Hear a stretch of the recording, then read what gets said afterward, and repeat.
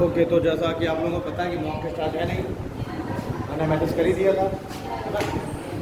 और mock test नहीं है ये मैंने नहीं बताया था कि मॉडल थ्री का मैंने ये नहीं था, तो फिर मणि सर कहते कि यार बताएंगे आप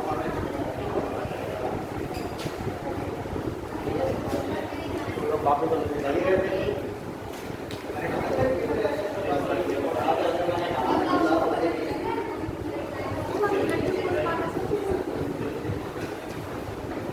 ओके, तो जब लोग मॉडर्न हिस्ट्री पढ़ेंगे तो हम सभी जानते हैं कि जो मॉडर्न हिस्ट्री है इसकी शुरुआत हम मानते हैं कि जब ब्रिटिश को हम कहते हैं यूरोपीय कंपनियां, है ना, जब यूरोपियन कंपनी जब भारत आना स्टार्ट की, यूरोपियों के भारत आगमन से ही हम स्टार्टिंग मानते हैं आधुनिक भारत के इतिहास की।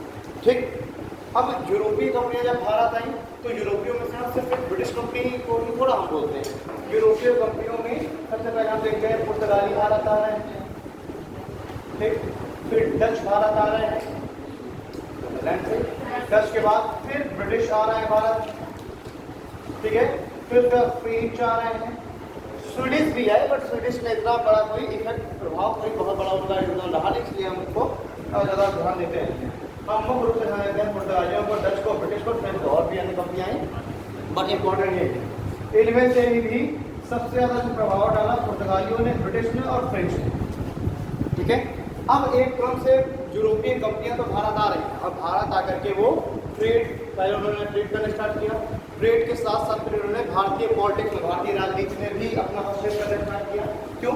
क्योंकि अगर ट्रेड में ज़्यादा से ज़्यादा मुनाफा कमाना है, टैक्स को बचाना है, फ्री ट्रेड करना है, तो उसके लिए जरूरी क्या है कि कुछ भी करके और टैक्स देने से बचा जाए। और टैक्स देने से बचा जाए तो उसका सबसे अच्छा उपाय क्या है कि राजनीति को अपने हाथ में करना, पॉलिटिक्स खुद से नियंत्रित करो, है ना। राजनीति अपने हाथ में होगा तो हमें किसी को ट्रेड नहीं, हमें किसी को टैक्स नहीं देना है। न तो क्या था कि ये लोग किसी तरीके से राजाओं से बहुत सारे एकाधिकार तो ले रहे हैं, सुविधाएं ले रहे हैं, लेकिन जब भी राजसत्ता बदल रही है, नया राजा आ रहा है, वो इनके ऊपर बहुत तरीके के रिस्ट्रिक्शन लगा दे रहा है, अलग अलग तरीके के रूल्स रेगुलेशन लगा दे रहा है। तो इस सबसे बचाव होकर के इन्होंने धीरे धीरे राजनीति को अपने हाथ में बटोरने का प्रयास किया। और उसी क्रम में हम देखेंगे कि इस दौड़ में सबसे आगे निकल गए ब्रिटिश, सब इस दौड़ को दौड़े, पुर्तगाली भी अपने आप को अपना वर्चस्व बनाना चाह रहे थे, डच भी, ब्रिटिश भी, फ्रेंच भी, लेकिन इन सब में सबसे आगे निकल गए ब्रिटिश। और इन्होंने धीरे धीरे करके प्रत्येक यूरोपीय कंपनी को तो हराया, साथ में जो भारतीय जो शासक हैं, रूलर्स हैं, उन सबको भी हरा दिया। और लास्ट में जाकर हम देखेंगे ब्रिटिश ने ही एक अपना ऐसा साम्राज्य स्थापित किया भारत में और भारत को अपना उपनिवेश बनाया, ठीक है। तो अब जब यूरोपियों का भारत में आगमन की हम लोग बात करते हैं तो टॉपिक आपका नाम रहेगा यूरोपियों का भारत आगमन, यानी यूरोपियों का भारत आगमन।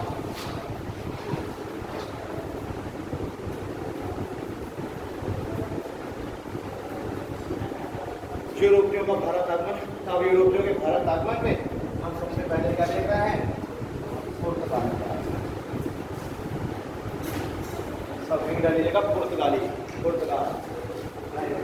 के जो ट्रेडर्स हैं सबसे पहले वो भारत है।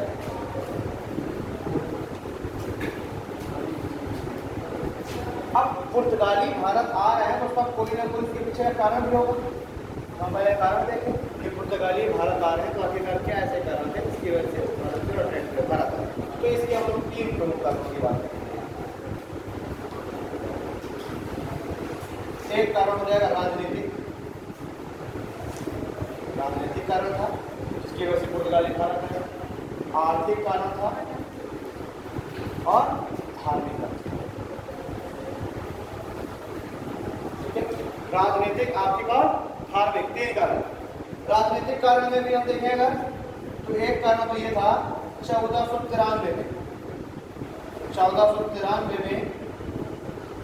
जो पोप है, पोप क्रिश्चियनिटी का धर्मगुरु, और पोप ने आदेश दिया कि पूरे पूर्वी गोलार्ध में, ईस्टर्न हेमिस्फीयर में पुर्तगाल का वर्चस्व होना चाहिए। इसने क्या आदेश दिया 1493 में कि पूरे पूर्वी गोलार्ध में पुर्तगालियों का वर्चस्व होना चाहिए, क्रिश्चियनिटी होनी चाहिए, ठीक है। और भारत कहाँ रहा, भारत से जितने भी दक्षिण पूर्वी एशिया देश तो एक तो राजनीतिक कारण ये रहा क्योंकि 1493 में पोप ने आदेश दिया कि पूर्वी गोलार्ध में पुर्तगाल का वर्चस्व।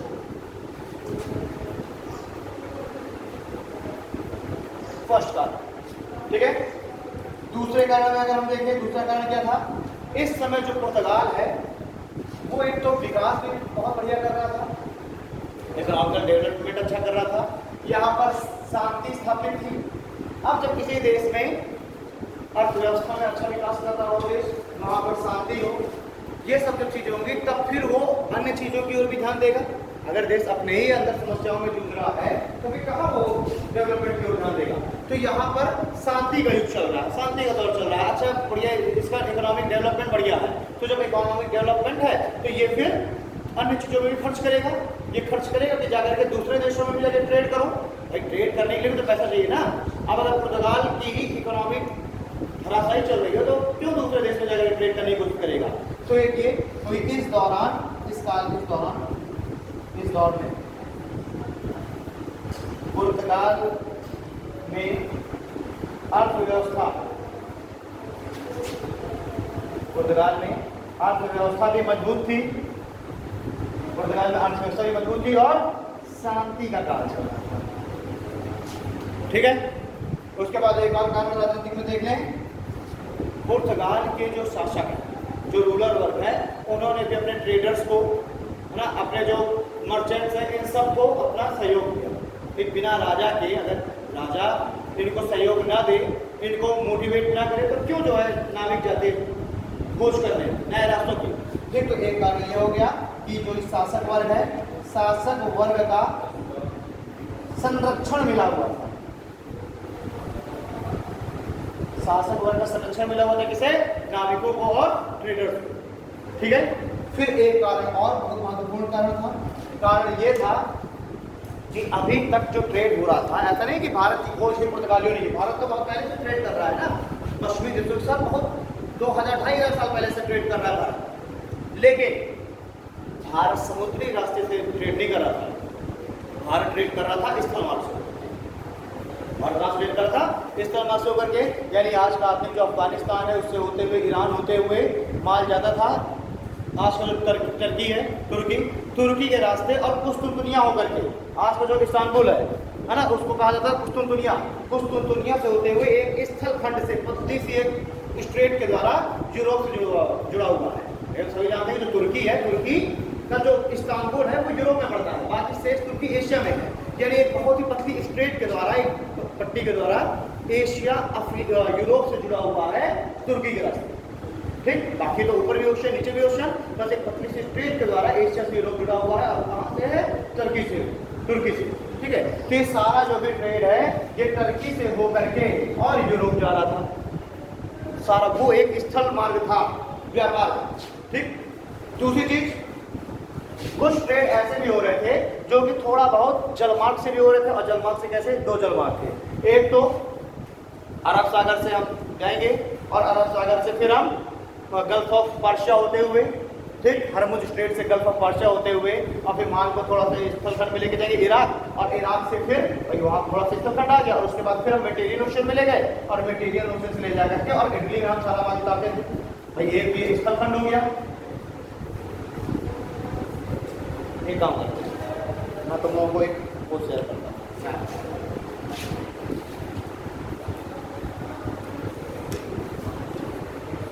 ऐसे न समझा पाएंगे।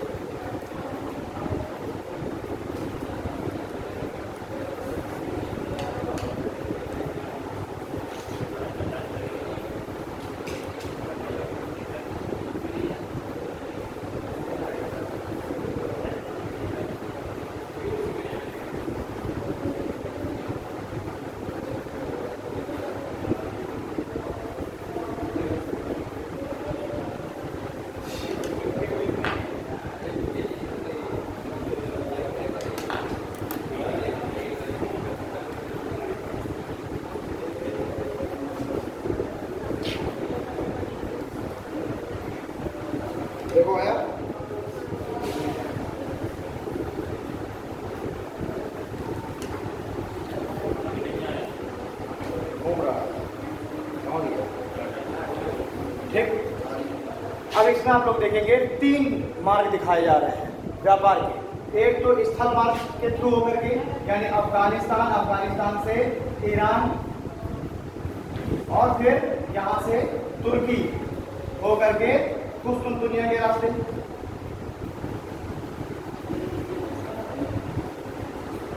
आज का इस्तांबुल, इसके रास्ते माल पहुंच जा रहा था यूरोप। यूरोप में सारा ट्रेड पहुंचा रहे हैं। दूसरा रास्ता क्या है? अरब सागर से होकर के, है ना, हार्मुज स्ट्रेट से होते हुए गल्फ ऑफ पार्शिया होते हुए इराक पहुंचा, इराक से फिर थोड़ा सा स्थल खंड में माल गया और फिर उसके बाद मेडिटेरियन ओशन से होकर के और पहुंच गया इटली। ठीक। और इटली क्या था उस समय? बिल्कुल एक केंद्र था, सारा माल इटली पहुंच रहा था, इटली से पूरे यूरोप में डिस्ट्रीब्यूट हो रहा था। एक मार्ग फ्री हो गया। और तीसरा मार्ग था भाई, इसमें अब स्थल खंड और जल मार्ग दोनों शामिल है, ये टोटल स्थल मार्ग है। और तीसरा रास्ता था फिर रेड सी होकर के, है ना, और फिर स्वेज इस्थमस में लेकर के गए।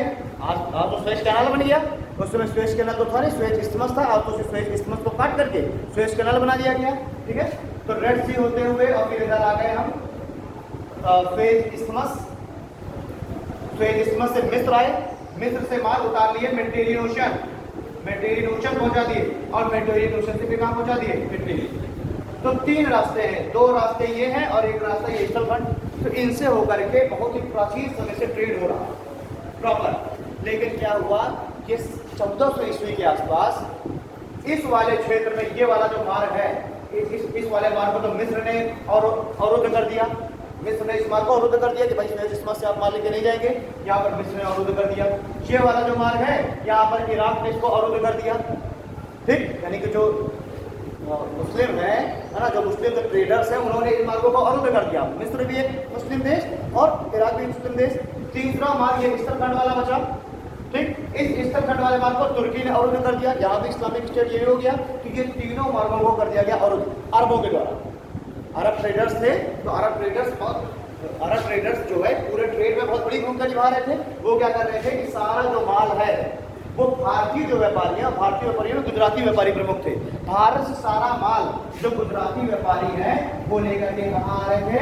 गुजरात बंदरगाह पर, गुजरात में बंदरगाह पर आ रहे थे। और इस गुजरात बंदरगाह से सारा माल कौन लेके जा रहा था? अरब व्यापारी। गुजरात की व्यापारी यहाँ तक लेकर के आए और यहाँ से अरबी व्यापारी सारा माल ले जा रहे थे, मेडिटेरियन ओशन के मुहाने पर छोड़ दे रहे थे। और मेडिटेरियन ओशन से फिर जो यूरोपीय जो ट्रेडर्स हैं, व्यापारी हैं, वो सारे माल को ले जा करके इकट्ठा कर रहे थे इटली। देखो सारा माल कहाँ पहुंच रहा है? इटली। तो इटली जो है विकसित होगा कि नहीं होगा? सारा माल इटली आ रहा है, पूरा हर जगह से, इंडोनेशिया का, चाइना का, भारत का सारा माल इटली में इकट्ठा हो रहा है। और इटली से भी सारा माल डिस्ट्रीब्यूट हो रहा है पूरे यूरोप में। ठीक। अब पुर्तगाल ने यही चीज देखी, पुर्तगाल ने कि भाई ये तो माल का अवरुद्ध है, माल आ नहीं पा रहा है। दूसरी चीज, इटली इतना मजबूत होता जा रहा है, इटली जो है इसी ट्रेड से इतना पैसा कमा रहा है, यानी कि बहुत पैसा है भारत के साथ ट्रेड करने से। तो पुर्तगाल के भी काम खड़े हुए क्या भी फिर इतना कुछ फायदा कमाए। ठीक। रास्ता अवरुद्ध था ही, तो माल पहुंच भी नहीं पा रहा था। और पहले तो माल को पहुंचा, इटली तो पहले खूब विकास किया, अब जो है माल पहुंच भी नहीं पा रहा है। अच्छा, अब जब माल नहीं पहुंच पा रहा है तो भारतीय जो माल है उसका यूरोप में बहुत बड़ी डिमांड है। और उनमें से प्रमुख जो सामान है वो है सूती वस्त्र, मसाले, चाय, हाथी दांत। ठीक है। इन सब की बहुत ज्यादा डिमांड है यूरोप में।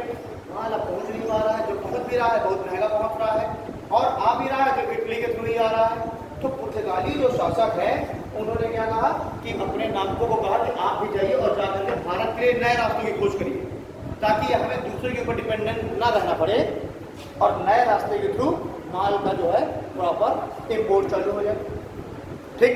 तो इस समय पुर्तगाली जो प्रिंस है वो है प्रिंस हेनरी, राजकुमार हेनरी।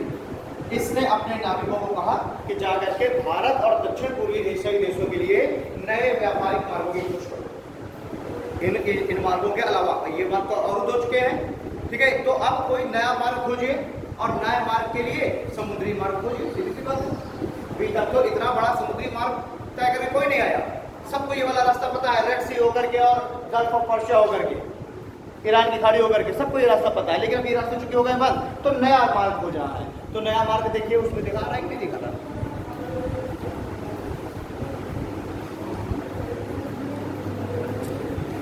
हाँ दिखा रहा है, देखिए कौन सा दिखा रहा है? ये है भारत, और भारत से ये वाला मार्ग, ये दक्षिण से होकर के अफ्रीका के नीचे से होकर के आ रहा है मार्ग, ये नया मार्ग की खोज की गई और ये पहुंच गया पुर्तगाल, ये है पुर्तगाल। ठीक है, ये नए मार्ग की खोज की जाती है। इससे पहले के देखिए 2 मार्ग ये हैं, देखो एक मार्ग ये होकर के, ये देखो डैश डैश डैश डैश दिखा रहा है, ये एक मार्ग ये देखिए दिखा रहा है डैश डैश करके इधर से, ठीक, गल्फ ऑफ पर्शिया होकर के, और ये रेड सी वाला इसमें दिखाया नहीं, तो रेड सी होकर के ये एक अलग मार्ग है। ठीक है, तो एक मार्ग तो ये था, देखिए ये एक मार्ग ये, और एक स्थलखंड से होकर के इधर वाला मार्ग, तो इनमें से 2 मार्ग नहीं दिखाएं, तो यही वाला जो गल्फ ऑफ पर्शिया के मार्ग है वही केवल अभी इसने इसमें इंडिकेट किया हुआ है। तो अब एक नया मार्ग खोजना था, और जब नया मार्ग खोजना था तो प्रिंस हेनरी ने भेजा अपने नाविकों को कि जाइए, फंड वगैरह इनको दिया, रुपया पैसा दिया, और कि जा करके आप नए रास्तों की खोज करिए। ठीक, तो एक तो राजनीतिक कारण, अभी उसके हम लोग अभी आगे बात करेंगे किस क्रम से आगे पहुंच गए। तो राजनीतिक कारण में हमने 3 देख लिए। पहले तो 1493 में पोप ने कह दिया पूरे पूर्वी गोलार्ध में पुर्तगालियों का ही वर्चस्व। दूसरा, इस दौर में पुर्तगाल में अर्थव्यवस्था बड़ी अच्छी थी। दूसरी चीज, शांति का दौर चल रहा था। और तीसरा पॉइंट, शासक और वर्ग का भी संरक्षण मिला हुआ था नाविकों को और ट्रेडर्स को। चौथा पॉइंट क्या है कि अरब व्यापारियों ने, अरबों ने इन पुराने रास्तों को अवरुद्ध कर दिया, यानी लिख सकते हैं हम पुराने व्यापारिक रास्ते अवरुद्ध हो गए। पुराने व्यापारिक रास्ते क्या हो गए? अवरुद्ध हो गए। तो जिसकी वजह से नए रास्तों की खोज करने की स्वाभाविक सी बात है। ठीक, पूरा का पूरा यूरोप बिना मसाले के व्यापार के जिंदा ही नहीं रह सकता। यूरोप को क्या चाहिए? मसाले चाहिए। और मसाला कहां से आ रहा है? इंडोनेशिया या भारत से, है ना? क्योंकि भाई जो जितने भी यूरोपीय हैं, पुर्तगाली हैं, ब्रिटिश है, उनको मसाला खाना बड़ा पसंद है, बड़े स्पाइसी खाना, मसाला खाना पसंद है यूरोपियों को। उनको जिंदा रहने के लिए चाहिए मसाला, मजे के लिए नहीं चाहिए स्पाइसी मटन करी बनाएंगे। उनको जिंदा रहने के लिए मसाला चाहिए, मसाला नहीं मिलेगा तो भाई जल्दी बनेगी। क्यों? क्योंकि भैया सीधी सी बात है कि पूरा का पूरा जो यूरोप है वो स्थित है, आप देख रहे हैं कि वो स्थित है 40 डिग्री नॉर्थ अक्षांश के ऊपर ही, यानी वहां पर, और पूरा 66.5 डिग्री आसपास के एरिया में।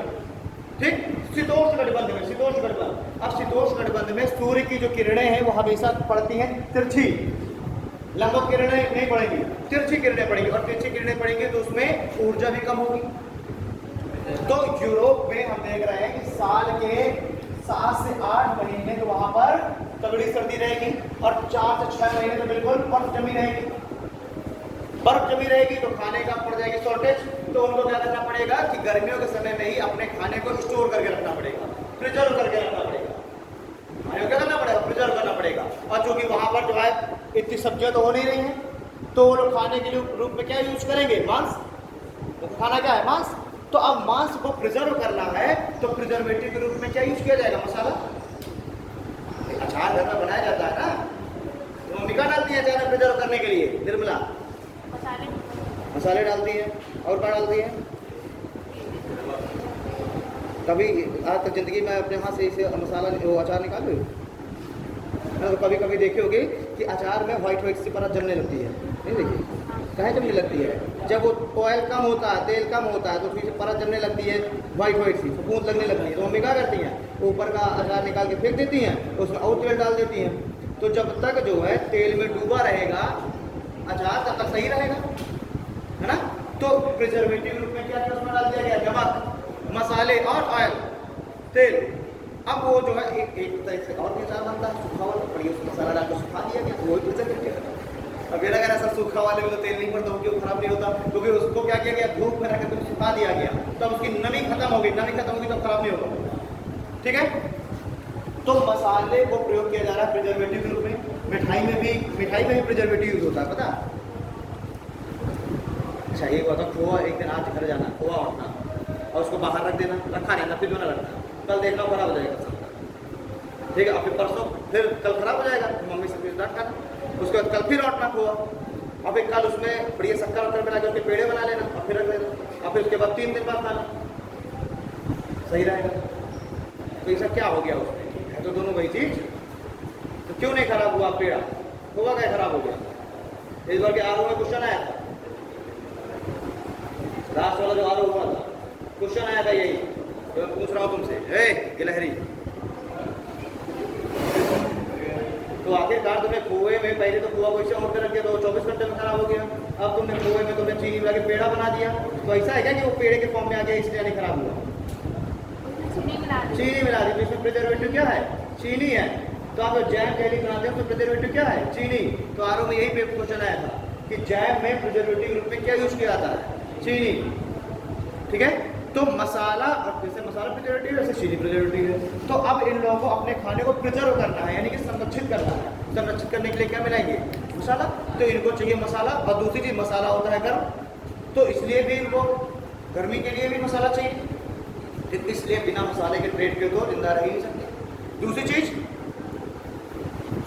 व्यापार करना है उनको, अब व्यापार करना है समुद्र के द्वारा, जो भी मान लो जिन भी देशों के लिए नए रास्ते उन्होंने खोज लिए, उसमें उनको करना है व्यापार, और व्यापार करना समुद्री मार्ग से। जहाज तो इतने हैं नहीं, इतने तेज चलने वाले कि 2 दिन में 4 दिन में पहुंचा देंगे, तो महीनों यात्रा होगी, महीनों यात्रा होगी, पता नहीं भाई उससे सब अपने आप को पूजा उजा के घर से चलते थे बीवी के द्वारा, कि अब लौट के आएंगे कि ना आएंगे पता नहीं, क्योंकि भाई समुद्र में 6-6 महीने की 1-1 साल की यात्राएं हैं, लौट के आ गए तो ठीक है, नहीं आए तो जैसे कोई आदमी को पता नहीं होता था कि लौट के आएंगे कि नहीं आएंगे, क्योंकि ना तो जो है इतने सही जो है यात्रा वो दिशा सूचक यंत्र थे। हाँ, एक चीज और, इस समय तक कंपास बनना स्टार्ट हो गया, कंपास की खोज हो गई थी।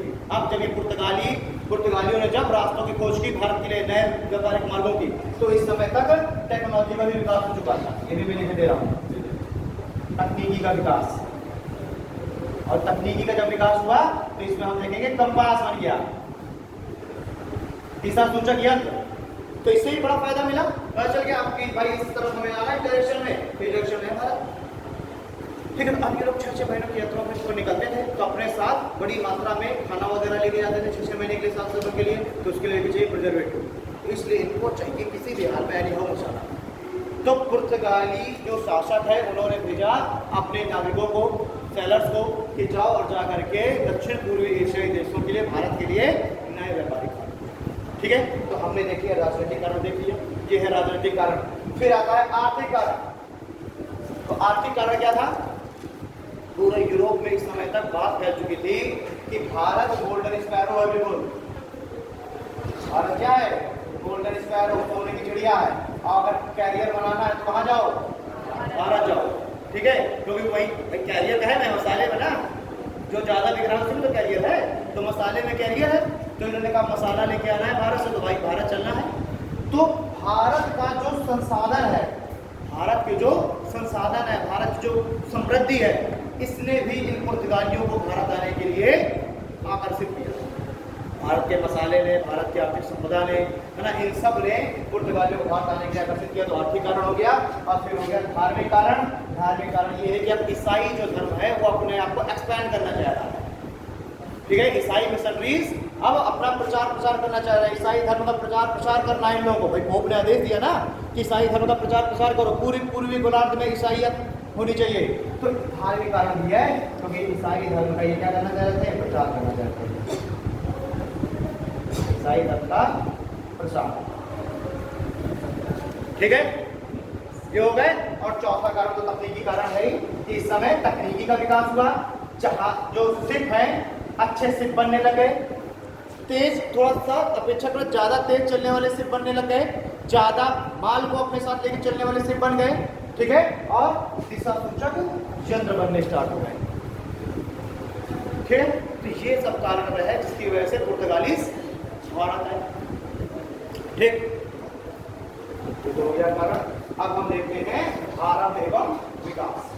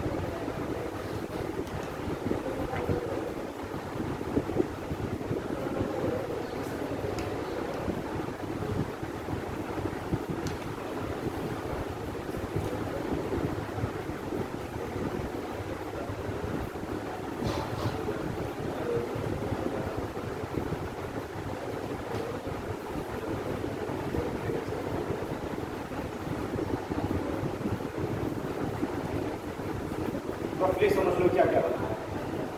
ये है पुर्तगाल, ये है स्पेन, ठीक है, ये है अटलांटिक महासागर, ठीक, ये है अफ्रीका, ठीक, ये अफ्रीका का दक्षिण बिंदु है, इसे हम बोलते हैं केप ऑफ गुड होप।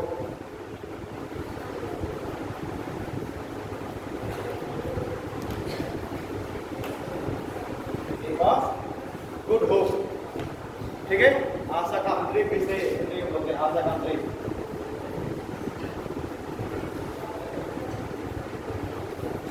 ठीक, ये है आपका रेड सी, सुएज इस्थमस,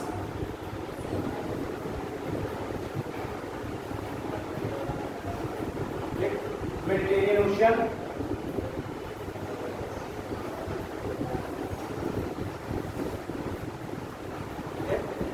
ये आपका ईरान,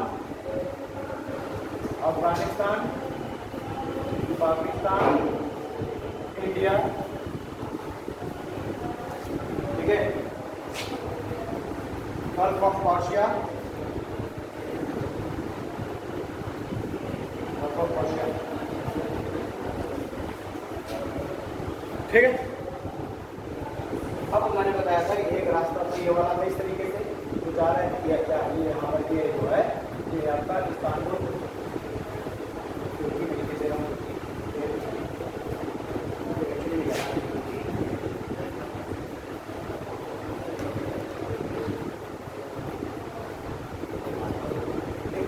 यही एक मात्र रास्ता था जो कि यूरोप को एशिया से जोड़ रहा था, ठीक है, यहीं से होकर के ये वाला रास्ता, और यही है आपका इस्तांबुल।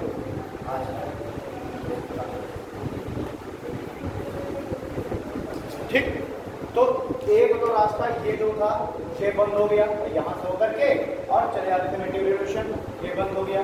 दूसरा रास्ता मेडिटेरियन ओशन, ये बंद हो गया।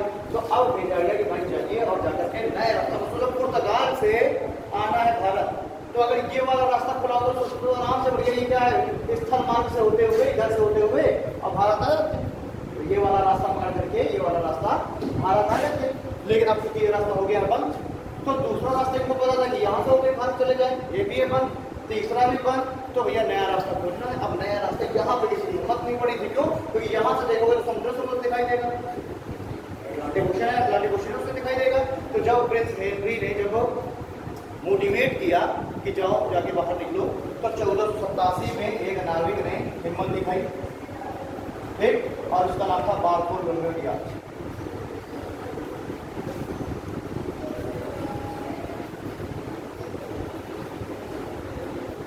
एक नाविक है, नाम है बारथोलोमेव डियाज, वो निकला पुर्तगाल से, पुर्तगाल से निकला और उसने कहा कि यार ये अफ्रीका है, तो अगर हम अफ्रीका के तट से बिल्कुल तट को पकड़े भाई कहीं हम इधर उधर जाएंगे नहीं तो खोएंगे नहीं, है ना, हम अफ्रीका तट को पकड़े साउथ की ओर चले जाएं, कंपास बनी गया था। तो ने कहा हम साउथ की ओर चले जाएंगे और देखेंगे कहीं ना कहीं जाके कुछ तो मिलेगा, और ना मिलेगा तो हम फिर से कंपास के थ्रू फिर नॉर्थ की ओर चले जाएंगे, ठीक। तो उसने यहाँ से निकला और उसने अफ्रीका के तट को पकड़े ऐसे और वो आया यहाँ तक आया। अब यहाँ तक आकर के उसकी हिम्मत छूट गई, उसको लगा कि अब मैं कहाँ जाऊँ, अब ये ध्यान न देते कि ऐसे चला जाऊँ भाई, अब यहाँ से मुड़ रहा है ना, तो इसको लगा कि यहाँ से तो यार पृथ्वी खत्म हो गई बिल्कुल, यहाँ से बस पानी है, अब आगे कहाँ जाऊँगा भाई, कुछ दूरी तक गया होगा। अब जब कुछ दूरी तक गया तो उसको लैंड दिखे ही ना, ये फिर वापस चलाया और वापस आकर के ये फिर वापस आया पुर्तगाल पहुंच गया। और उसने अपने यात्रा वृत्तांत में लिखा कि मैं एक ऐसे स्थान पर पहुंचा जहाँ तूफान बहुत तेज चल रहा था, खुला सागर था, वहां तूफान बहुत तेज चल रहा था, खुला सागर था, लेकिन मैं स्थल को पकड़े में एक जगह तक पृथ्वी के छोर तक पहुंचाया। उसने ये कहा कि वहां से पृथ्वी खत्म हो गई, मैं बिल्कुल वहां तक होकर के आया। तो प्रिंस हेनरी ने कहा कि वो तूफान, इसने क्या नाम दिया, इसने नाम दिया तूफानों का अंतरिक्ष। बार्थोलोमेव डियाज ने क्या कहा इस जगह को, कहा कि मैं तूफानों के अंतरिक्ष तक हो गया हूं, क्योंकि वहां पर तूफान बहुत तेज चल रहे थे, इसलिए ज्यादा ओपन खुला सागर है, तो तूफान जो है चलेंगे ही भाई, यहाँ से हवाएं आएंगी और मार्केट बनेंगी ही, ठीक है। बस स्वाभाविक सी बात है कि यहाँ पर लो प्रेशर बना होगा, यहाँ हाई प्रेशर बना होगा, हाई प्रेशर हवा लो प्रेशर बनेगी, ठीक है। तो इसने कहा कि मैं तूफानों के अंतरिक्ष तक होके आया, जो नाम है तूफानों का अंतरिक्ष, लेकिन प्रिंस हेनरी ने कहा कि नहीं, उसके आगे भी दुनिया होगी। यानी कि प्रिंस हेनरी ने इस जगह को क्या नाम दिया, आशा का अंतरिक्ष, केप ऑफ गुड होप। ठीक, और इसने कहा कि हम अपने यात्राओं को हम अब जारी रखेंगे और जारी रखेंगे। ठीक है, और ज्यादा इसमें मेहनत किया जाएगा। तो ये तो रहे यात्रा वृत्तांत बार्थोलोमेव डियास की। तो अब स्पेन के जो राजा है उसने क्या, मैंने आपको कहा कि जब वो लोग जब हो आए एक जगह तब तो उम्मीद जगी तो तुम लोग भी जाओ। तो इसने इनके जो नाविक है इन्होंने भाई कहा कि हमको भी कुछ अपना यात्रा वृत्तांत बताओ दो, तो हम भी ऐसे जाए निकले। तो क्यों राजा देगा, नहीं दिया गया यात्रा वृत्तांत। तो अब यहाँ से एक नाविक जिसका नाम है कोलंबस, स्पेन का एक नाविक कोलंबस, वो भी निकला इसे। लेकिन उसको बेचारे को तो पता था कि ये गया था कहीं की ओर और इसको ये आसान ट्रिप मिला था, लेकिन वो इसे आया और वो इधर से आकर के और दक्षिण की ओर ना जाके सीधे चला गया। जा रहा था दक्षिण पूर्वी एशिया जैसा खोजने, तो क्या हुआ, ऐसे मुड़ा नहीं, यात्रा प्रथम थे इसके पास, और यहाँ से आया और सीधे चला गया। और जब सीधे चला गया तो उसको जो है एक अच्छे आइलैंड पे पहुंचा वो, तो वहाँ पर भी उसको बुरे बुरे लोग दिखाई दिए। अच्छा, सुन रखा ही था इसने कि जो है वहाँ के लोग थोड़ा सा चूंकि ट्रेड तो हो रहा है पुराने समय से, तो पता इसको था कि वहाँ के लोग थोड़ा सा डार्क कलर के होते हैं, ब्राउन ब्राउन से, है ना। अब ये सब है तो व्हाइट पीपल्स, तो इनको पता था कि जो दक्षिण पूर्वी एशियाई देश भारत के साथ जो ट्रेड हो रहा है वहाँ के लोग क्या डार्क कलर के हैं। तो ये यहाँ से सीधे गया और जब यहाँ पर कुछ आइलैंड में पहुँच गया तो वहाँ पर उसको मिल गया रेड इंडियंस, कैरेबियन पहुँच गया, है ना, अमेरिका वाले हिस्से में। तो इसने कहा कि ये भी इंडियंस है, लेकिन जब बात पता चला कि मैं गलत जगह पहुँच गया तो इसने कहा ये रेड इंडियंस है। ठीक है, पहले तो नाम किया इंडियंस कि मैं इंडिया पहुंच गया, लेकिन जब पता चला कि मैं भटक गया हूं तो क्या नाम दे दिया, रेड इंडियंस। फिर नए जो है क्षेत्र की मैंने खोज कर दिया और रेड इंडियंस मुझे मिले। और क्या कह दिया गया तब से कि अमेरिका की खोज किसने की, कोलंबस ने। तो ऐसा तो नहीं ना कि अमेरिका पहले था नहीं, लोगों को पता था लोगों को, लेकिन इसके लिए नए समुद्री मार्ग की खोज किसने कर दी, कोलंबस ने। तो निकला था वो भारत की खोज करने और बदले कहाँ बोल गया, अमेरिका की खोज कराया। ठीक है, और नाम दे दिया रेड इंडियन। 1492, ठीक है। तो 1492 में जो कोलंबस है उसने खोज कर दी अमेरिका की। में देखो मोटिवेट आया, इससे ही मोटिवेट होकर कोलंबस निकला, गलती से रास्ता पटक के कहाँ पहुंच गया, अमेरिका पहुंच गया, कोलंबस ने खोज कराया। ठीक है, अब जो है जब कोलंबस के बाद फिर प्रिंस हेनरी ने अपने नाम को वो कहा कि जाओ यार और खोजो जा करके। तो फिर एक नाविक रेडी हुआ 1497 में, पुर्तगाली नाविक फिर एक रेडी हुआ और नाम क्या है, वास्को डी गामा। ठीक है, और फिर एक पुर्तगाली नाविक 1497 में पुर्तगाल से निकला। अब पुर्तगाल से निकल के उसने बार्थोलोमेव डियाज के ही यात्रा वृत्तांतों का सहारा लिया और यात्रा वृत्तांतों का सहारा लेकर यहाँ तक आया और यहाँ पर आकर के फिर ये इधर की ओर मुड़ गया और इधर आया। ठीक, यहाँ पर आकर के इसको एक व्यक्ति मिल गया इस जगह पर, यहाँ पर एक व्यक्ति मिला जिसका नाम है अब्दुल मजीद। ये एक गुजराती व्यापारी है और गुजराती व्यापारी हम कह रहे हैं कि वो बहुत लंबे समय से ट्रेड कर रहे हैं। तो अब गुजराती व्यापारी अब जरूरी थोड़ा कि सबके सब यहीं पे बात छोड़ देते थे, कुछ गुजराती व्यापारी हो सकता है मान को मेडिटेरियन ओशन को छोड़ के आ रहे हो। तो एक गुजराती व्यापारी अब्दुल मजीद इसको मिलता है। अब यहाँ पर आने के बाद इसने उसको भी समझ में आया कि ये रास्ता तो जाना पहचाना सा है, ये भी व्यापारी है तो कभी ना कभी तो इस रास्ते से भी आया होगा माल वाले ने, तो इसको समझ में आ गया कि यार ये तो यही रास्ता है जो इसे होकर मिल रहा था, है ना। और बस यहाँ से इतने इधर से उठा और पहुंच गए केरल। ठीक है, अब्दुल मजीद के सहायता से जो वास्को डी गामा है कहाँ पहुंच गया, केरल पहुंच गया। और केरल के कौन से बंदर कहाँ पर पहुंचा,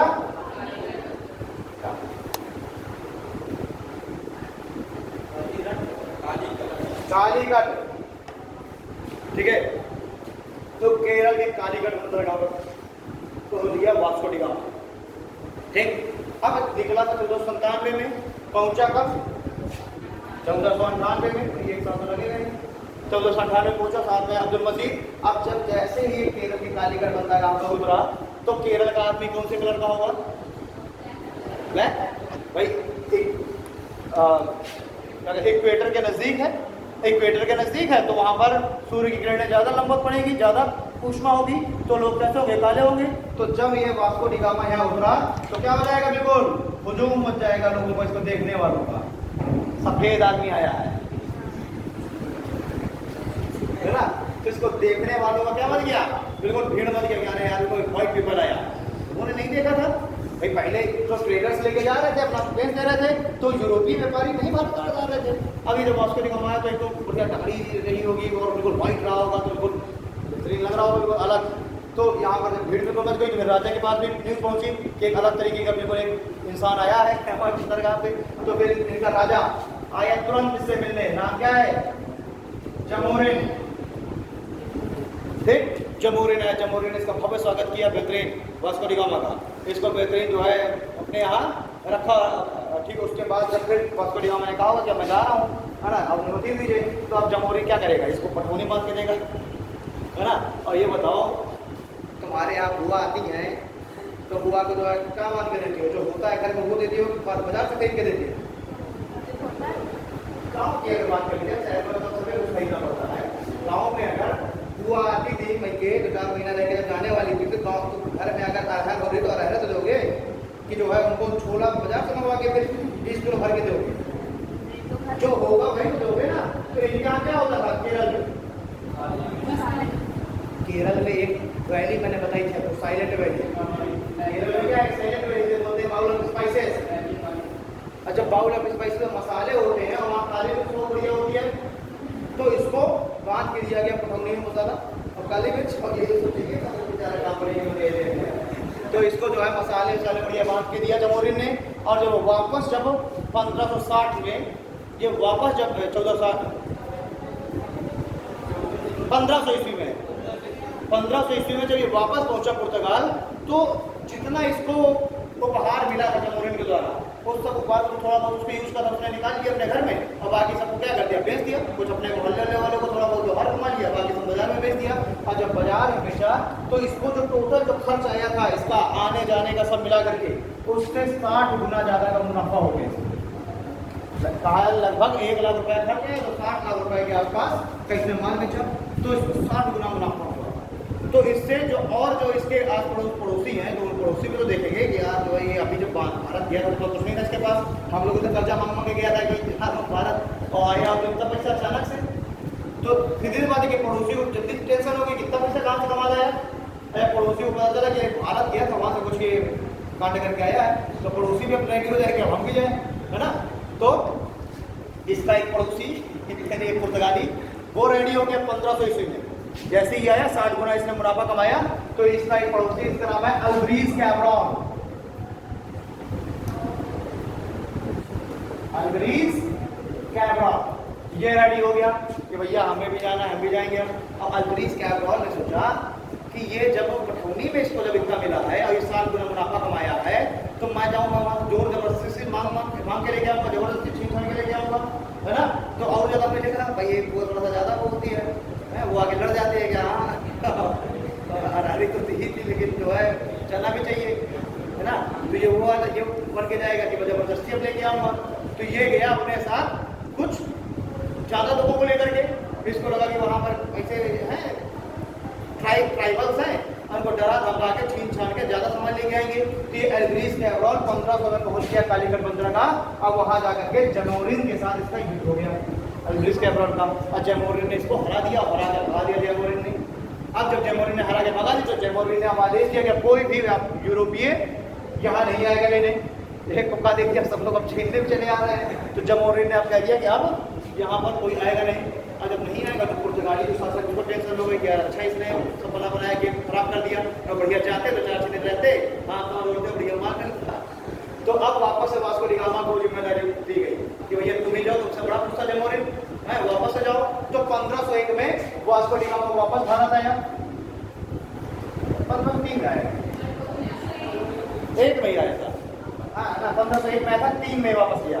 तो 1501 में वास्को डी गामा वापस आया संबंधों को मजबूत करने के लिए, और वापस आया जमोरिन से उसे अपने सुलह विलह किया, क्षमा मांगी अल्ब्रीज कैब्रॉन की तरफ से, ठीक है। और 1501 से लेकर 1503 तक रहा, संबंध सुधारे, 1503 में वापस, ठीक है।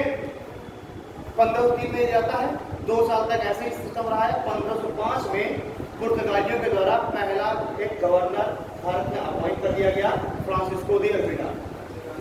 ठीक है, और 1500 क्योंकि संबंध सही हो गया ना, सामान यहाँ से मिलने लग गया, तो अब इन्होंने सोचा पुर्तगालियों ने कि क्यों ना एक कंपनी स्टार्ट कर दी जाए, और उस कंपनी का एक जो ब्रांच है वो भारत में स्टार्ट कर दी जाए, और एक ब्रांच में रहेगी यूरोप में, तो भैया माल का जो है ट्रांजेक्शन होता रहेगा। तो इन वास्को डी गामा ने ही कुछ लोगों के साथ मिलकर के एक कंपनी बनाई, और उस कंपनी का नाम था एस्टाडो दा इंडिया। एस्टाडो दा इंडिया एक कंपनी बनाई, तो इस कंपनी का काम क्या है, भारत के साथ ट्रेड करना। ठीक है, अब 1505 में ये कंपनी भारत आई, और भारत में आके 1505 में इस कंपनी ने केरल के कोचीन में अपना पहला फैक्ट्री बनाई। फैक्ट्री यानी कि गोडाउन, फैक्ट्री यानी गोडाउन। ठीक है, तो पहली फैक्ट्री पुर्तगालियों ने कब स्थापित की है, 1505 में। कहाँ स्थापित की है, कोचीन में स्थापित की है। वही फैक्ट्री मतलब गोडाउन है। ठीक है, रिजर्वायर जहाँ पर पूरा माल इकट्ठा करके रखा जाएगा, वहां से फिर एक्सपोर्ट किया जाएगा। अब चूंकि ये कंपनी भारत में खुल गई, कंपनी का गोडाउन खुल गया, तो सीधी सी बात है कि इस कंपनी का एक कोई ना कोई अधिकारी नियुक्त किया जाएगा, तो वही अधिकारी है, उसी का नाम है गवर्नर। अधिकारी का ही नाम क्या दिया गया, गवर्नर, जो कंपनी को एडमिनिस्ट्रेट करेगा, और उसी का नाम है फ्रांसिस्को डी अल्मीडा।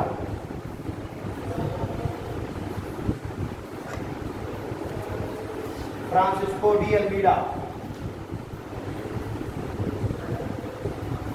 तो फर्स्ट गवर्नर ऑफ पुर्तगाली कंपनी फ्रांसिस्को डी अल्मीडा 1505 में, जो कि 1505 से लेकर 1509 तक भारत में गवर्नर बन के रहा। ठीक है, इसके बाद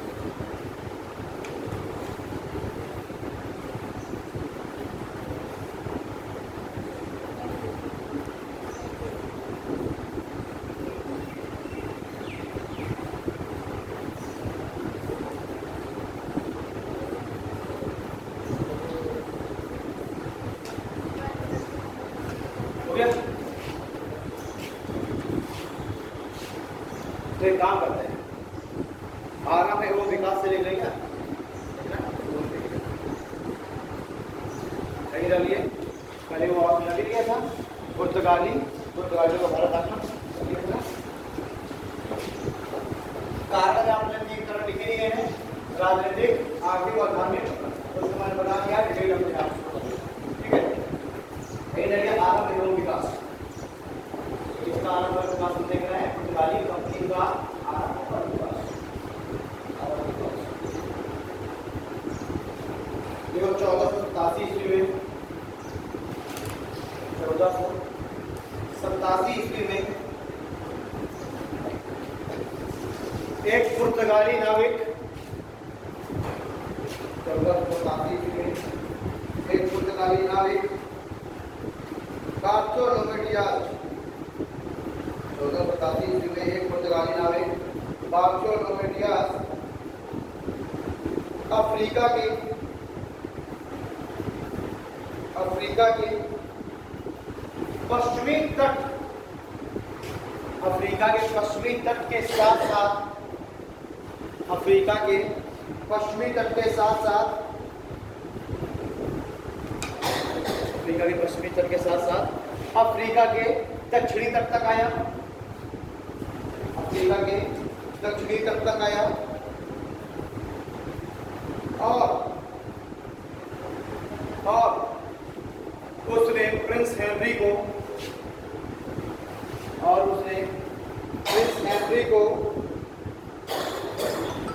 तूफानों के अंतरीप के बारे में बताया, और इसने प्रिंस हेनरी को तूफानों के अंतरीप के बारे में बताया, इस बारे में तूफानों के अंतरीप के बारे में बताया।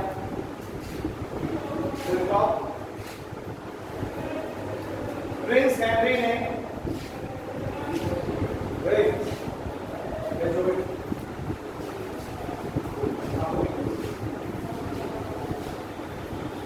और प्रिंस हेनरी ने इसे आशा का अंतरिक्ष कहा। अच्छा हो या ना हो उसी की करेंगे और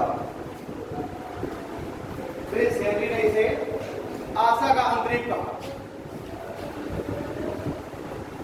ठीक है,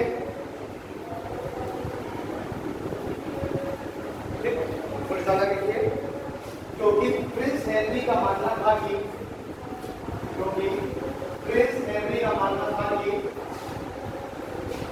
इस रास्ते से होकर ही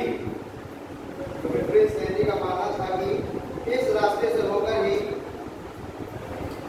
भारत से, क्योंकि प्रिंस हेनरी का मानना था कि इस रास्ते से होकर ही भारत से अन्य पूर्वी देशों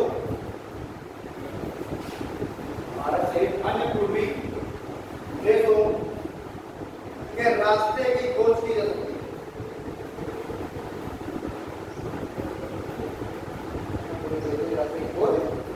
है।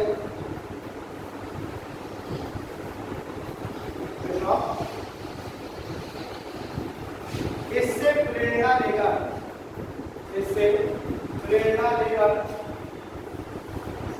1497 में एक पुर्तगाली नाविक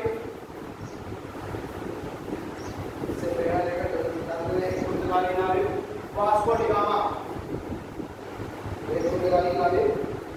डी गामा दक्षिण पूर्वी एशियाई देशों की खोज के लिए निकला। वास्को डी गामा दक्षिण पूर्वी एशियाई देशों की खोज के लिए निकला और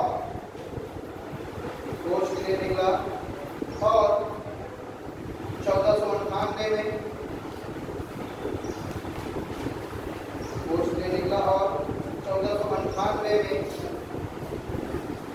एक गुजराती पथ प्रदर्शक और 1498 में एक गुजराती पथ प्रदर्शक अब्दुल मजीद और 1498 में एक गुजराती पथ प्रदर्शक अब्दुल मजीद की सहायता से केरल के कालीकट बंदरगाह पर पहुंचा। एक गुजराती पथ प्रदर्शक अब्दुल मजीद की सहायता से केरल के कालीकट बंदरगाह पर पहुंचा।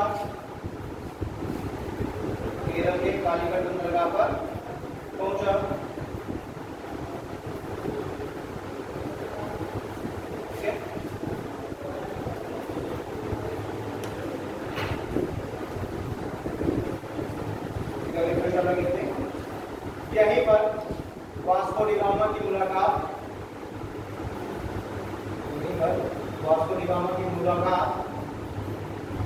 जमोरिन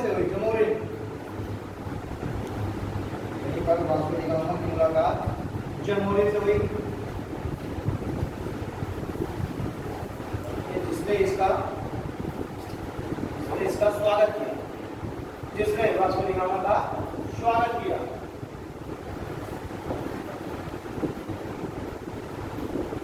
ठीक है, और वास्को डी गामा के वापस आने पर और वास्को डी गामा के वापसी पर उसे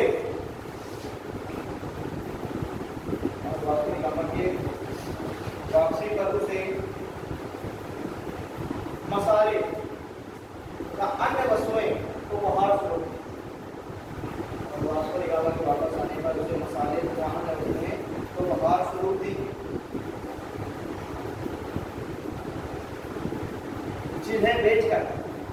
जिन्हें विरोध के बेचकर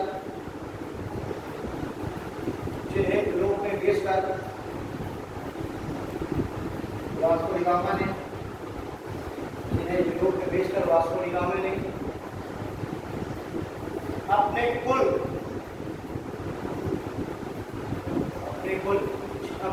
यात्रा के खर्च का, अपनी कुल यात्रा के खर्च का 60 गुना अधिक मुनाफा कमाया। कुल यात्रा के खर्च का 60 गुना अधिक मुनाफा कमाया।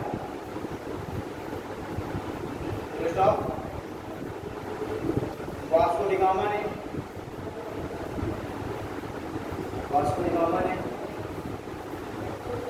कुछ अन्य व्यापारियों के साथ मिलकर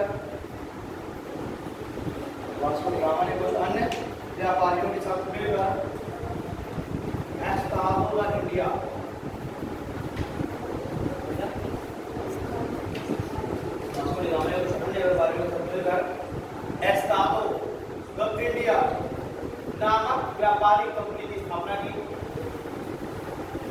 एस्तादो इंडिया नामक व्यापारिक कंपनी की स्थापना की।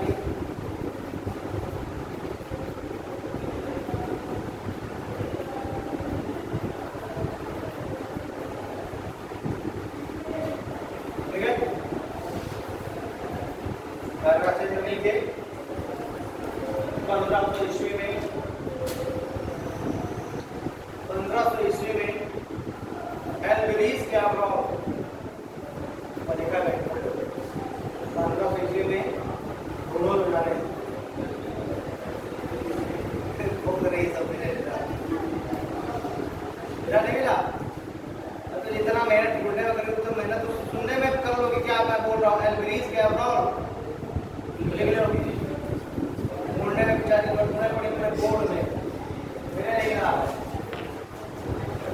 पेपर को नहीं तो उसको निकाल करते थे 10 अंतर छोड़ो, वो ढूंढना ज्यादा आसान है। मेरा लिखा वो ढूंढना ज्यादा टफ है। कहाँ क्या लिखा होगा और कहाँ लिखा ठीक है। तो 1500 में एल्ब्रीज कैब्रॉल के नेतृत्व में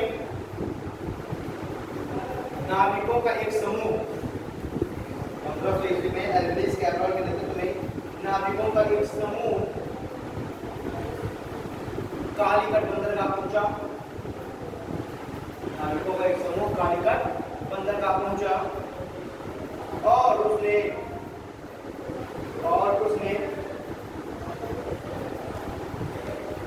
कालीकट पर अधिकार स्थापित करने का प्रयास किया और उसने कालीकट पर अधिकार स्थापित करने का प्रयास किया, किंतु असफल रहा।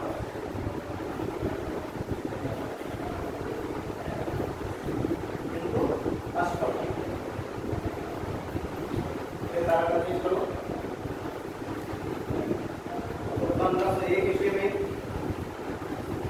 वास्को डी गामा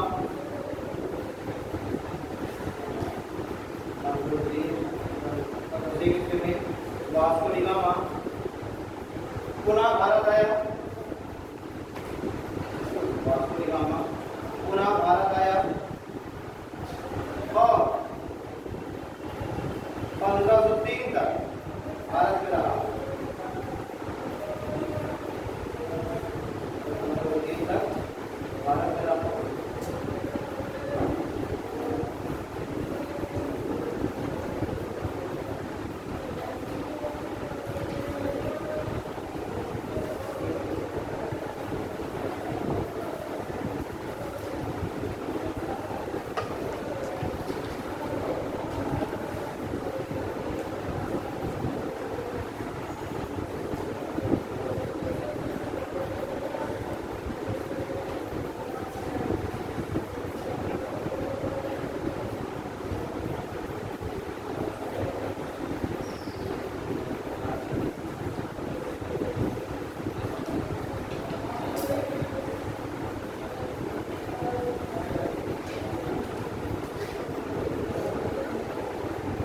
देखिए वास्को डी गामा को 3 बार पहली बार 1458 में गया, चला गया, दूसरी बार 1501 में आया, 1503 में चला गया और तीसरी बार आया 1522 में।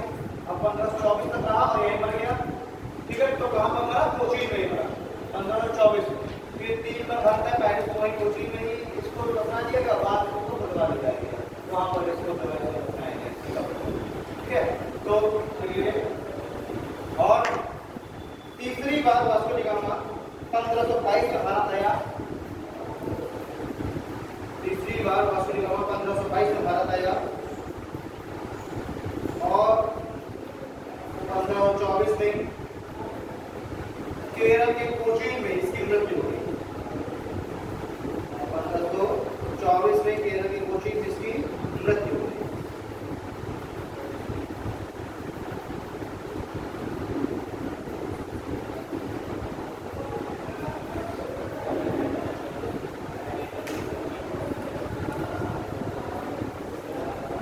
ठीक है,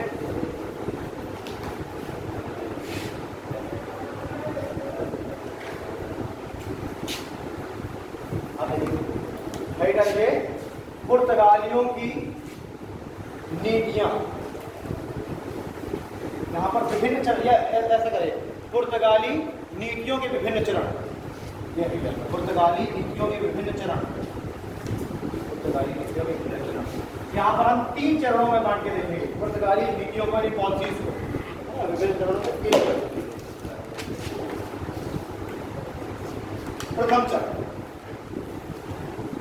प्रथम चरण है, इसको माना जाएगा 1498 से लेकर के और 1505 तक को। 1498 से 1505 तक का जो चरण है यह है प्रथम चरण। द्वितीय चरण सेकेंड फेज हम मानते हैं 1505 से लेकर 1509 तक को, और तृतीय चरण थर्ड फेज हम मानते हैं 1509 से आगे,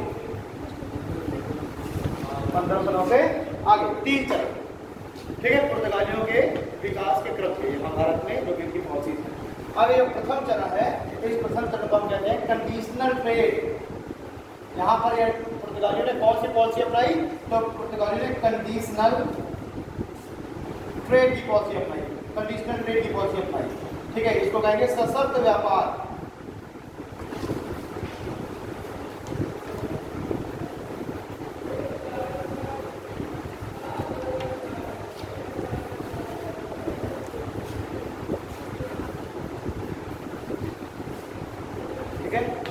तो पहले क्या है, पहले चरण में कौन सी पॉलिसी अपनाई इन्होंने, कंडीशनल ट्रेड की, यानी सशर्त व्यापार की पॉलिसी अपनाई। दूसरा जो चरण है इसमें इन्होंने अपनाया ब्लू वाटर पॉलिसी।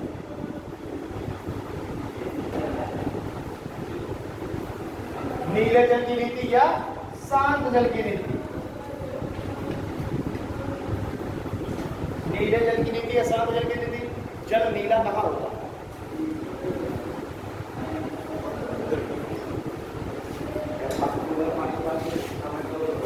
नीला दिखा देता है, स्विमिंग पूल में भी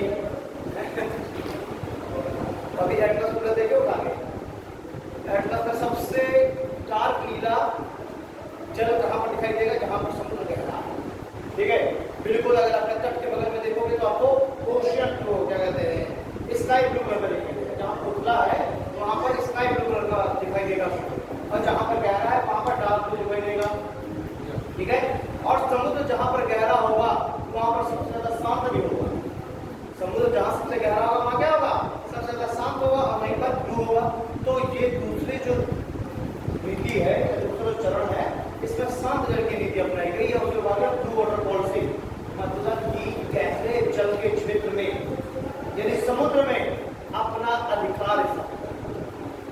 ये पॉलिसी क्या है कि समुद्र में, यानी वही व्यापारिक मार्ग है, वहीं से तो व्यापार हो रहा है, तो उस क्षेत्र में समुद्र में अपना अधिकार स्थापित करना, यानी किसी दूसरी कंपनी को, दूसरे किसी देश को उस क्षेत्र में आने नहीं देना। ठीक है, समुद्री मार्गों पर अपना अधिकार।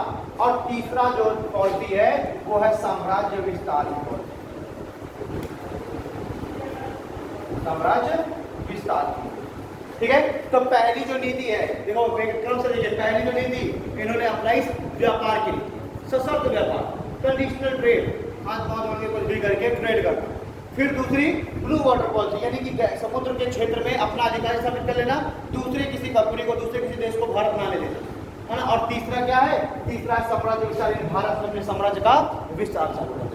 ठीक, ये वाली जो पॉलिसी है कंडीशनल ट्रेड की पॉलिसी, ये पॉलिसी किसने चलाई, समय क्या दिख रहा है, समय है वास्को डी गामा का तो कंडीशनल ट्रेड की जो पॉलिसी है वास्को डी गामा ने चलाई। इसका उद्देश्य था व्यापार करना, व्यापारिक हित प्राप्त करना और ज्यादा से ज्यादा लाभ कमाना, ये सब था। और भारत में व्यापारिक कोठियां खोलना, भारत में व्यापारिक कोठियां फैक्ट्रियां खोलना। तो कोचीन और कन्नौज दो जगह फैक्ट्रियां खोली गई। तो इस समय का 1498 से 1505, इस 7 साल में वास्को डी गामा का उद्देश्य था ट्रेड करना, ठीक है, व्यापारिक कोठियां खोलना, लाभ कमाना, ठीक है। फिर आया यहां पर मैंने बताया था 1505 में गवर्नर बन के कौन आया? Francisco de Almeida.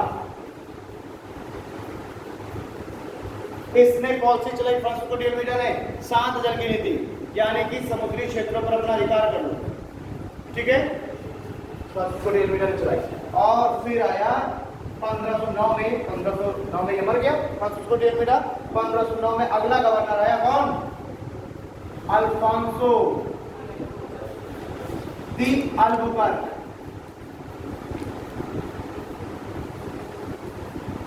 Alphonso de Albuquerque, तो तीसरा गवर्नर आ रहा है अल्फांसो डी अल्बुकर्क 1509 में। और इसने चलाई साम्राज्य विस्तार की नीति, यानी अब इसने साम्राज्य विस्तार की। कोचीन में फैक्ट्री हो गई, कन्नूर में फैक्ट्री हो गई। अब इसने क्या किया? इससे और आगे बढ़ा और गोवा पर अटैक। सबसे पहले 1510 में गोवा पर अटैक किया और गोवा उसमें आदिल शाही वंश का यूसुफ आदिल शाह बीजापुर का शासक है। बीजापुर में शासन चल रहा था आदिल शाही वंश के यूसुफ आदिल शाह का, और गोवा बीजापुर साम्राज्य का ही एक क्षेत्र था। तो इसने क्या किया? उसने गोवा पर अटैक करके और यूसुफ आदिल शाह से गोवा को छीन लिया 1510 में। तो पहला जो है क्षेत्र जो कब्जाया अंग्रेजों ने, गोवा कब्जाया, धीरे धीरे कब्जा चालू किया और आगे आगे क्या देखेंगे कि इंडिपेंडेंट के समय में गोवा को बना किया जाएगा पुर्तगालियों का क्षेत्र। पहले कोशिश था, अब फिर गोवा बना किया जाएगा, ठीक है। तो ये पहले लिखिए 3 चरण, पुर्तगाली उपनिवेशवाद के विभिन्न चरण, पुर्तगाली उपनिवेशवाद के विभिन्न चरण। प्रथम चरण, द्वितीय चरण, तृतीय चरण। प्रथम चरण क्या है? Conditional trade. द्वितीय चरण है धीरे जल की नीति, आसान जल की नीति। और तीसरा चरण है साम्राज्य विस्तार की नीति, ठीक है। हाई डाल लीजिए प्रथम चरण, एक डाल लो प्रथम चरण।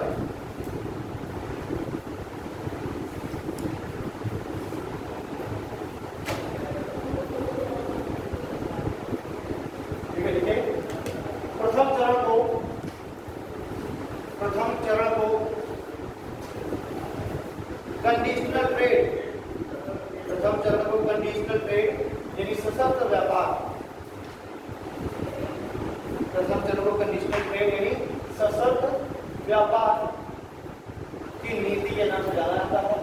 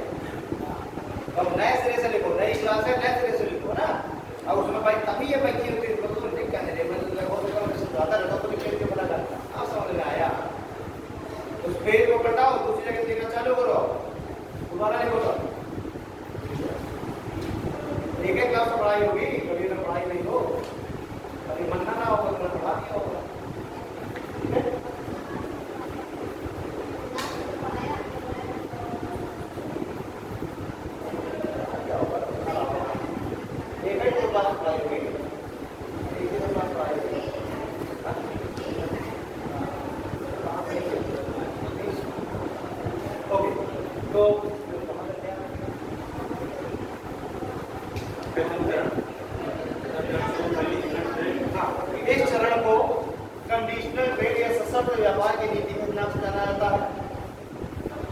इस चरण को कंडीशनल ट्रेड या सशर्त व्यापार की नीति के नाम से जाना जाता है। इस नीति को वास्को डी गामा ने चलाया। यह नीति वास्को डी गामा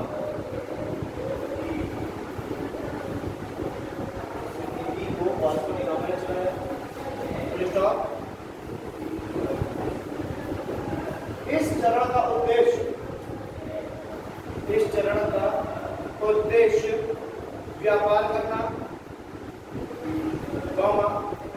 व्यापारिक कोठियों की स्थापना करना। इस चरण का उद्देश्य व्यापार करना, व्यापारिक कोठियों की स्थापना करना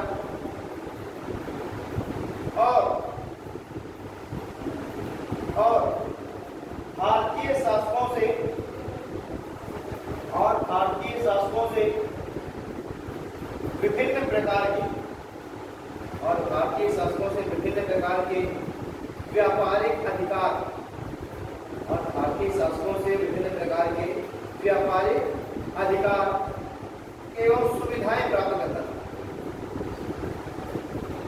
और भारतीय शासकों से विभिन्न प्रकार के व्यापारिक अधिकार और सुविधाएं प्राप्त करना था।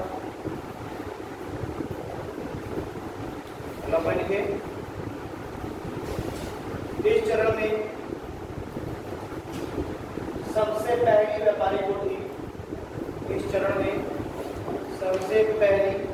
व्यापारिक कोठी 1503 में कोचीन में और 1505 में कन्नूर में खुली। इस चरण में सबसे पहली व्यापारिक कोठी 1503 में कोचीन में और 1505 में कन्नूर में खुली गई।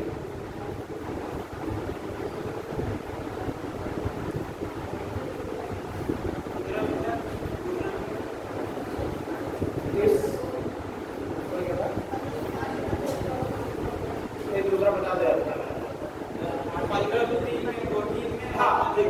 और इस चरण में 1503 में कोचीन में और 1505 में कन्नूर में व्यापारिक कोठी खुली गई।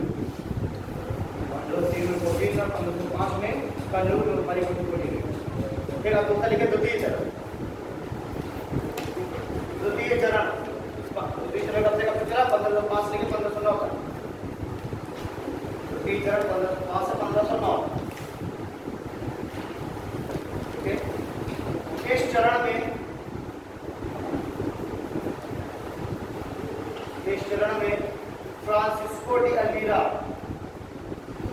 इस चरण में फ्रांसिस्को डी अल्मीड़ा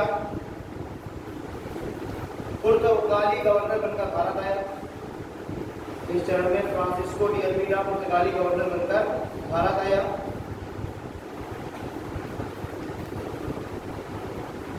तो इस चरण की नीति का उद्देश्य, इस चरण की नीति को ब्लू वाटर पॉलिसी या शांत जल की नीति के नाम से जाना जाता है। इस चरण की नीति को ब्लू वाटर पॉलिसी या शांत जल की, इस चरण की नीति को ब्लू वाटर पॉलिसी या शांत जल की नीति के नाम से जाना जाता है। ब्लू वाटर पॉलिसी शांत जल की नीति के नाम से जाना जाता है। इस नीति का उद्देश्य हिंद महासागर के व्यापार पर, इस नीति का उद्देश्य हिंद महासागर के व्यापार पर एकाधिकार स्थापित करना था। इस नीति का उद्देश्य हिंद महासागर के व्यापार पर एकाधिकार स्थापित करना था।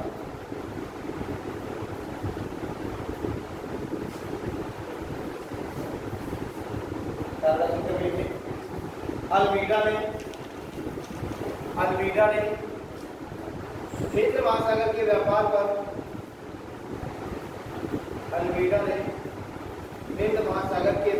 पर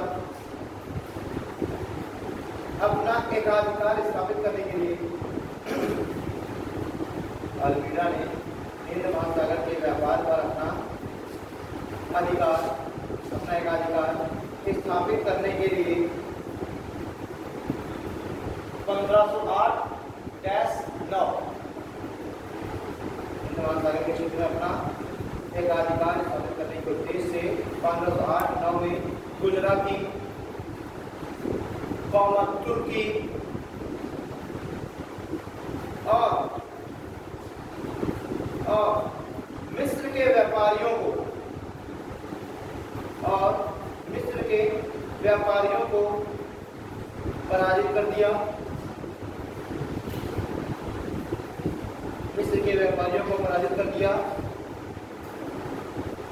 तथा इसके बाद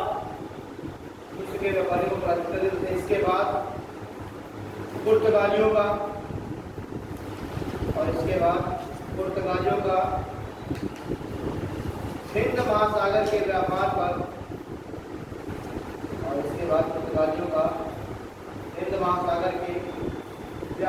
पर एकाधिकार स्थापित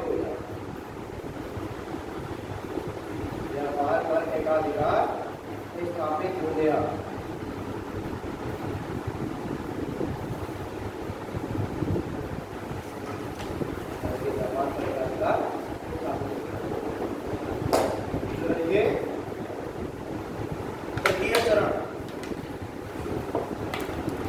द्वितीय चरण 1509 से आगे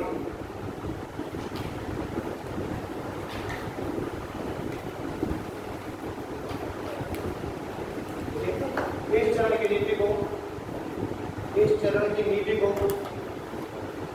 साम्राज्यवादी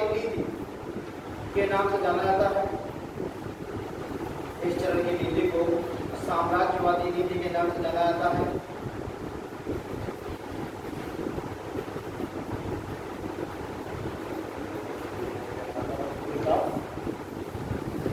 इस चरण में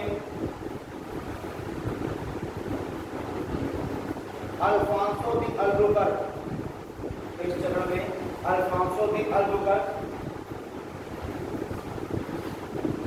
ब्रैकेट में 1509 से 1515। इस चरण में अल्फांसो दी अल्बुकर्क 1515 से 1515 पुर्तगाली गवर्नर बनकर भारत आया।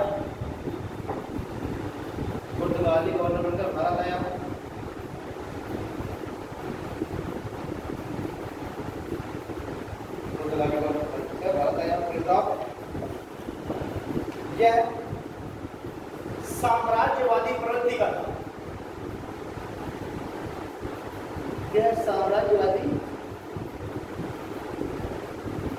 का था। इसने 1510 में गोवा पर अधिकार स्थापित किया।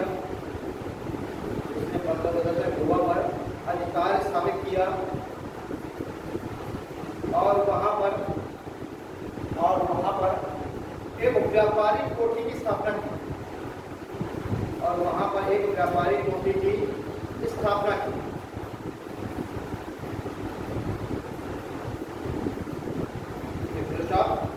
तात्कालिक समय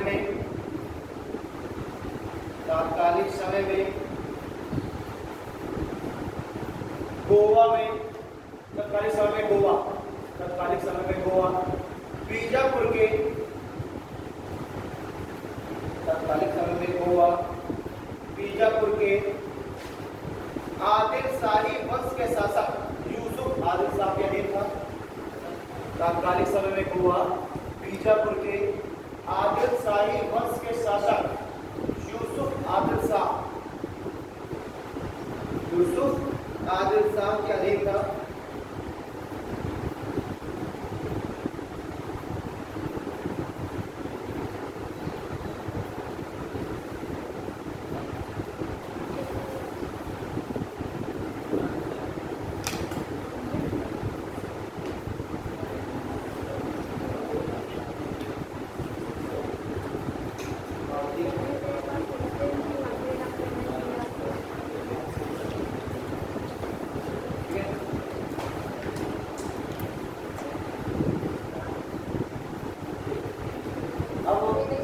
इसने एक काम और किया क्योंकि सारे ट्रेड रूट्स पर ये भी अपना नियंत्रण स्थापित करना चाहेगा और इसके बाद कोई जितने भी ट्रेड रूट हैं व्यापारिक मार्ग है उन सब पर अपना अधिकार कर लो। अब जब आप ट्रेड रूट पर आपका अधिकार हो गया तो और से बात जब वहाँ से कोई भी अपना माल लेके जाएगा वो टैक्स देगा। तो दो प्रमुख ट्रेड रूट है कौन कौन? एक तो आज भी जहाँ से होगा 70% व्यापार होता है, वर्तमान से होकर के वर्तमान में 70% व्यापार होता है।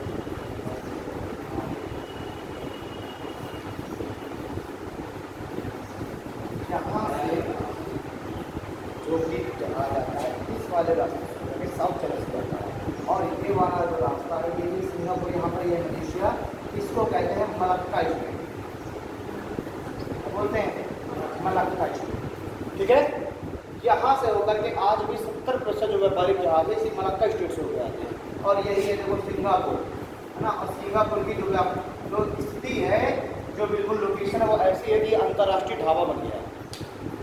क्या है?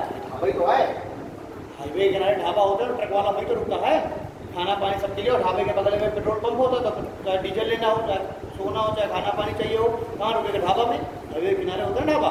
तो ऐसे ही यहाँ से जहाज जाते हैं इसी रास्ते से होकर के और यहीं पर क्या बैठा हुआ है? सिंगापुर। तो सिंगापुर क्या बन गया? इंटरनेशनल ढाबा। और ढाबा बन गया यहीं से होकर 70% व्यापार आज भी होते हैं।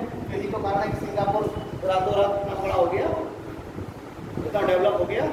ठीक है, तो अब इसने क्या ध्यान दिया कि भैया ये जो है हिंद महासागर के क्षेत्र में तो इसने अपना अधिकार कर ही रखा है, इसलिए कल यहाँ से होकर के 70% व्यापार होता है। ये जो मलक्का स्ट्रेट है, मलक्का स्ट्रेट, इस मलक्का स्ट्रेट पर भी अपना कंट्रोल करो। इसने मलक्का स्ट्रेट पर भी अपना कंट्रोल कर लिया। दूसरा यहाँ पर ये हरमुज स्ट्रेट, गल्फ ऑफ पर्शिया जाने के लिए पहले कौन सा स्ट्रेट पड़ेगा? हरमुज स्ट्रेट। तो इसने 1511 में मलक्का स्ट्रेट और 1515 में 1511 में मलक्का स्ट्रेट और 1515 में हरमुज स्ट्रेट, इन दोनों स्ट्रेटों पर कब्जा कर लिया। 1511 में मलक्का स्ट्रेट और 1515 में हरमुज स्ट्रेट, इन दोनों स्ट्रेटों पर कब्जा करिए। तो अब हिंद महासागर में भी इसका अधिकार हो गया और मलक्का स्ट्रेट और हरमुज स्ट्रेट में भी इसका अधिकार हो गया।